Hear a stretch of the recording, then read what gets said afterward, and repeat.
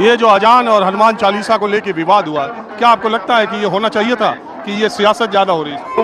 Good question. कई उदंड स्वभाव के आदमी है कि मैंने अगर आपको चिढ़ाया तो आप बजाय चिढ़ने के आप मुझे मार भी सकते हैं। बात तो सही है। आपको लगता नहीं कि ये धर्माचारी ही ज्यादा विवाद की जड़ है? कहाँ तो इनको विवाद सेटल डाउन करना चाहिए, कहाँ यही भड़काऊ बयान देते रहते दोनों तरफ के। आइए देखते हैं, मजा आएगा। ये जो अजान और हनुमान चालीसा को लेकर विवाद हुआ, क्या आपको लगता है कि ये होना चाहिए था कि ये सियासत ज्यादा हो रही है? Good question. नहीं, देखिए, दुख इस बात की है कि धर्म के आधार पर देश का बंटवारा होता है, हिंदुस्तान और मुसलमान। अभी मैं बोलूंगा तो लोगों को मिर्ची लगेगी, आप चलाओगे भी नहीं। क्या? भाजपा सरकार से पहले यहाँ पर मस्जिदों पर तमाम ऐसे मस्जिद थे जहाँ पे लाउडस्पीकर नहीं थी। जब भाजपा सरकार बनी है, हर मस्जिद पे लाउडस्पीकर लग गई, एक एक मस्जिद पे लाउडस्पीकर 4-4, 6-6। यहाँ पर धार्मिक आयोजन मुसलमानों का होता है।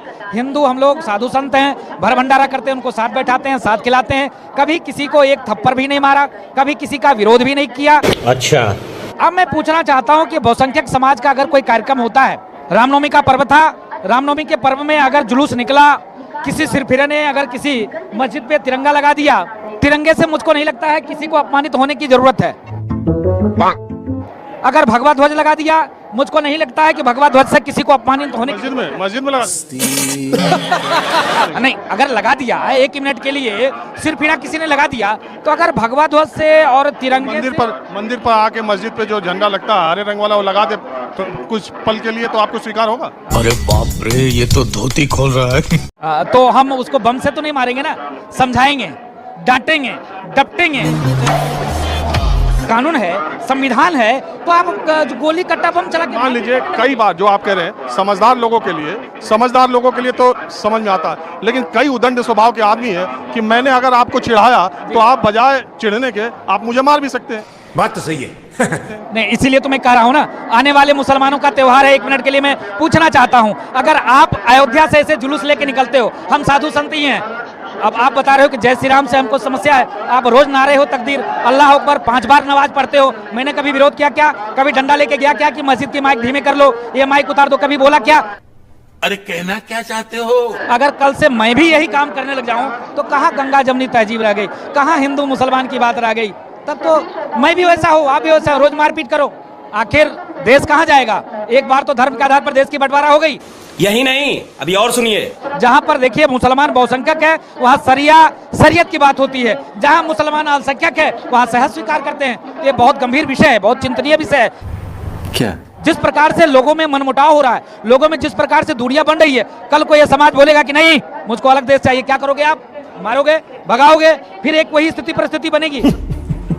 तो मजाक है क्या? तो अभी भी जनसंख्या नियोजन कानून, सामान्य आचार संहिता और एक देश एक संविधान एक कानून लागू हो, और जो हमारे जैसे धर्म के ठेकेदार हैं, जो अपने आप को बहुत बड़े बाबा बनते हैं, बहुत बड़े मठाधीश बनते हैं, जैसे बड़े बड़े मुल्ले, बहुत बड़े मौलवी जो धर्म के ठेकेदार बनते हैं, दोनों को समानता बनाकर इस चीज पर गंभीरता पूर्वक बात करनी चाहिए। नहीं तो आने वाले दिनों में मुसलमानों का भी त्योहार आ रहा है, गंभीर समस्या उत्पन्न होगी। देखो देखो, दरिंदगी चेहरे से टपकती है। आपको लगता नहीं कि ये धर्माचारी ही ज्यादा विवाद की जड़ है? कहाँ तो इनको विवाद सेटल डाउन करना चाहिए, कहाँ यही भड़काऊ बयान देते रहते दोनों तरफ के। नहीं, खाली अब फिर यही बात मैं कहूंगा कि गलत हो जाएगा। धर्माचार ही नहीं है, मैंने क्या कहा? सियासतदान भी है।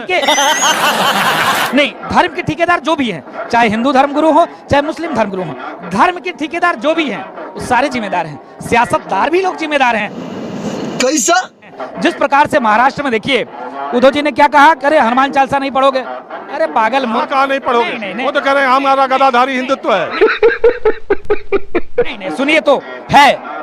एक समय था कि बाबरी मस्जिद ध्वस्त में पहला नाम उनका आता था, और उनके पिताजी ने साहस स्वीकार किया कि मैंने किया, और लोग तो पीछे भागे, लेकिन उन्होंने कहा कि मैंने किया।